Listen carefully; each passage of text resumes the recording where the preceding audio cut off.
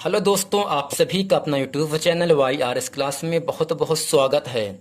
तो दोस्तों, आज की इस वीडियो में हम पढ़ेंगे विज्ञान, यानी विज्ञान को 3 भागों में बांटा गया है। भौतिक विज्ञान, रसायन विज्ञान और आपका तीसरा है जीव विज्ञान।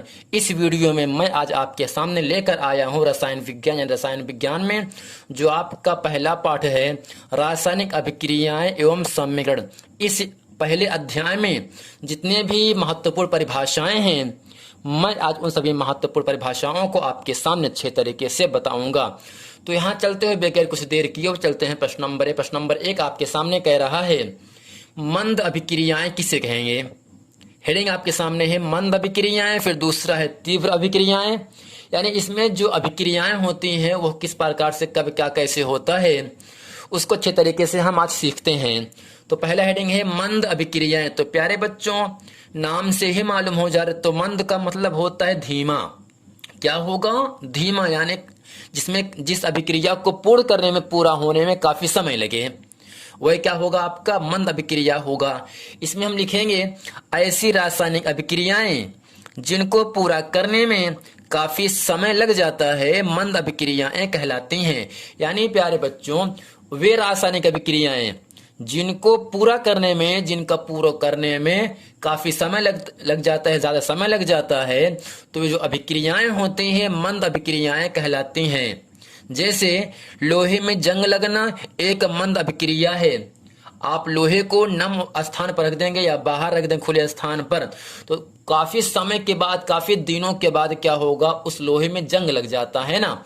यानी लोहे में जंग लगना एक क्या होगा? आपका मंद अभिक्रिया है। समीकरण आपके सामने है 2Fe + O2, तीर का निशान है 2FeO, यानी Fe को हम आयरन कहते हैं। आयरन में से होता है लोहा। इस आयरन की क्रिया ऑक्सीजन से कराने पर FeO बन रहा है, जिसे हम फेरस ऑक्साइड कहते हैं। यानी आयरन की क्रिया ऑक्सीजन से कराने पर फेरस ऑक्साइड बनता है। दूसरा आपका है CH3COOH + C2H5OH। इन दोनों की क्रिया H2SO4 यानी शांत सल्फ्यूरिक अम्ल की उपस्थिति में कराया गया, तो बना क्या? CH3COO, C2H5 + H2O। यानी प्यारे बच्चों, एस्टिक अम्ल इथेनॉल की क्रिया कराने पर शांत सल्फ्यूरिक अम्ल में एथिल एथेनोएट, जिसे हम एस्टर कहते हैं, और जल बनता है। यानी प्यारे बच्चों, ये जो बन रहा है ये काफी धीमा बनता है। अगर धीमा बन रहा है तो इसे हम क्या कहते हैं? मंद अभिक्रिया कहते हैं। यानी एस्टिक अम्ल की क्रिया एथेनॉल से कराने पर शांत सल्फ्यूरिक अम्ल में एथिल एथेनोएट, जिसे हम एस्टर कहते हैं, एस्टर बनने के साथ जल बनता है। और ये जो अभिक्रियाएं होती हैं काफी धीमी होती हैं, इसलिए इन अभिक्रियाओं को हम कहते हैं मंद अभिक्रियाएं कहते हैं। तो प्यारे बच्चों, उम्मीद करते हैं मंद अभिक्रिया आप इसे अच्छे तरीके से समझ गए होंगे। दूसरा हेडिंग आपके सामने है तीव्र अभिक्रियाएं। तो प्यारे बच्चों, नाम से मालूम है तीव्र का मतलब तेजी से, यानी वे रासायनिक अभिक्रियाएं जिनको पूरा होने में काफी जल्दी समय लग जाता है। तो इसमें लिखेंगे हम ऐसी रासायनिक अभिक्रियाएं जिसमें कोई भी उत्पाद या यौगिक, कोई भी उत्पाद तेजी से बनता हो, तीव्र अभिक्रियाएं कहलाती हैं। यानी प्यारे बच्चों, जब सोडियम हाइड्रोक्साइड की क्रिया हाइड्रोक्लोरिक अम्ल से कराते हैं तो क्या होता है? आपका NaCl, जिसे हम सोडियम क्लोराइड, और जल बन जाता है। यानी प्यारे बच्चों, सोडियम हाइड्रोक्साइड और हाइड्रोक्लोरिक अम्ल की क्रिया कराने पर सोडियम क्लोराइड और जल तेजी के साथ बनता है। तो यहाँ पर जो NaOH है यह आपका एक क्षार है, और इसकी क्रिया कराया गया सल्फ्यूरिक अम्ल HCl, यानी हाइड्रोक्लोरिक अम्ल से कराया गया, तो बना क्या? Na+Cl नेगेटिव से क्रिया करके NaCl बन जाता है, जिसे हम साधारण नमक कहते हैं। जबकि H+ और OH- दोनों जुड़ करके H2O बन जाता है, जिसे हम जल कहते हैं। यानी प्यारे बच्चों, सोडियम हाइड्रोक्साइड और हाइड्रोक्लोरिक अम्ल की क्रिया कराने पर सोडियम क्लोराइड और जल बनता है, और ये जो क्रियाएं होती हैं काफी तेज होती हैं, इसलिए इन अभिक्रियाओं को हम कहते हैं तीव्र अभिक्रियाएं कहते हैं। तो प्यारे बच्चों, अगला हेडिंग आपके सामने है उष्माक्षेपी अभिक्रिया। इसमें लिखेंगे ऐसी रासायनिक अभिक्रिया जिसके फलस्वरूप ऊर्जा मुक्त होती है ऊष्माक्षेपी अभिक्रिया कहलाती है। यानी वे रासायनिक अभिक्रियाएं जिनके फलस्वरूप यानी जिनके बनने पर ऊर्जा मुक्त होती है, ऊर्जा बाहर निकलती है, इस क्रिया को हम ऊष्माक्षेपी अभिक्रिया कहते हैं। जैसे आपके सामने N2+3H2 तीर के निशान 2NH3 है जिसे हम अमोनिया कहते हैं। यानी प्यारे बच्चों, नाइट्रोजन और हाइड्रोजन के परस्पर संयोग से यानी मिलने से अमोनिया गैस बनती है। यानी NH3 है ना, इसे हम क्या कहते हैं, अमोनिया गैस बनती है। और अमोनिया गैस बनने के साथ 92 किलो जूल ऊर्जा बाहर निकालती है।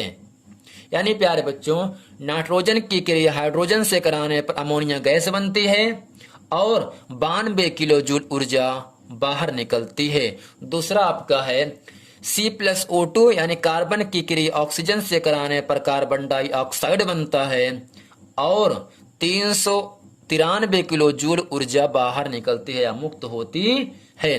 तो ये था प्यारे बच्चों ऊष्माक्षेपी अभिक्रिया। यानी इन अभिक्रियाओं में होता क्या है, कुछ न कुछ जूल ऊर्जा, किलो जूल ऊर्जा बाहर निकलती है। तो अगला हेडिंग आपके सामने यहां से है ऊष्माशोषी अभिक्रिया। तो इसमें लिखेंगे ऐसी रासायनिक अभिक्रियाएं जिन्हें प्रारंभ करने में, जिन्हें शुरू करने में ऊर्जा शोषित होती यानी ऊर्जा सोखता है ना। यानी ऐसी रासायनिक अभिक्रियाएं जिन्हें प्रारंभ करने में, जिन्हें शुरू करने में ऊर्जा शोषित होती है ऊष्माशोषी अभिक्रिया कहलाती है। जैसे N2+O2, N2 को हम नाइट्रोजन कहेंगे, O2 को हम ऑक्सीजन कहेंगे। जबकि इन दोनों की क्रिया जब कराया जाता तो बनता क्या है, NO बनता है। NO का मतलब नाइट्रोजन ऑक्साइड। यदि नाइट्रोजन ऑक्साइड बनने के साथ साथ ही आपका ऊर्जा बाहर निकलती है, ऊर्जा भी क्या होती है, एब्जॉर्ब होती है यानी सोख लेता है। यानी ऐसी रासायनिक अभिक्रियाएं जिनको शुरू करने में ऊर्जा शोषित होती है ऊष्माशोषी अभिक्रिया कहलाती हैं। N2+O2 तीर का निशान NO जिसे हम नाइट्रोजन ऑक्साइड, और इस क्रिया में ऊर्जा भी क्या होगी, शोषित होती है। तो प्यारे बच्चों, उम्मीद करते हैं तो आपको ये पूरा वीडियो अच्छे तरीके से समझ में आ रहा होगा। तो अगला हेडिंग आपके सामने है वैद्युत अपघटन। क्या है, वैद्युत अपघटन। इसमें लिखेंगे किसी वैद्युत अपघट्य पदार्थ जैसे अम्ल, क्षार या लवण, किसी वैद्युत अपघट्य पदार्थ अम्ल, क्षार या लवण की गलित अवस्था में अथवा उसके जलीय विलयन में विद्युत धारा प्रवाहित होने से। तो प्यारे बच्चों, विद्युत धारा का मतलब करंट होता है। क्या होगा, करंट। यानी किसी वैद्युत अपघट्य पदार्थ अम्ल या क्षार या लवण की गलित अवस्था में अथवा उसके जलीय विलयन में विद्युत धारा प्रवाहित होने से पदार्थ का अपघटन हो जाता है। तो प्यारे बच्चों, अपघटन का मतलब होता टूटना। पदार्थों का अपघटन हो जाता है जिसे वैद्युत अपघटन कहते हैं। जैसे 2NaCl यानी एक आपका NaC एक आपका यौगिक है। NaCl को हम क्या कहते हैं, साधारण नमक कहते हैं। जब इस पर करते क्या, जब इस पर विद्युत धारा आरोपित करते हैं तो ये आपका Na+ और Cl नेगेटिव में टूट जाता है। यानी किसी वैद्युत अपघट्य पदार्थ यानी NaCl एक आपका वैद्युत अपघट्य पदार्थ है। अब हम इसके जलीय विलयन में विद्युत धारा प्रवाहित जब करेंगे तो ये क्या होगा, अपने आयनों में विघटित हो जाता है, अपघटन हो जाता है, टूट जाता है, जिसे हम क्या कहते हैं, वैद्युत अपघटन कहते हैं। यानी NaCl एक आपका वैद्युत अपघट्य पदार्थ है। जब इस पर विद्युत धारा हम आरोपित करते हैं, विद्युत धारा प्रवाहित करते हैं, तो या Na+ यानी सोडियम प्लस और Cl का मतलब क्लोरीन नेगेटिव में टूट जाता है। इसे हम क्या कहते हैं, वैद्युत अपघटन कहते हैं। तो प्यारे बच्चों, उम्मीद करते हैं यह वीडियो आपको बहुत अच्छे तरीके से समझ में आ गया होगा।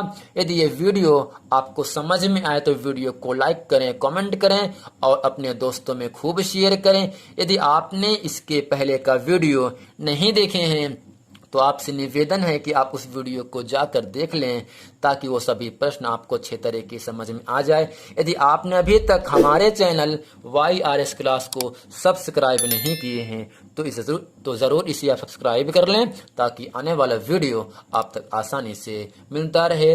देखने के लिए थैंक यू। मिलते हैं अगले वीडियो में। खुश रहो, मौज मस्ती करते रहो।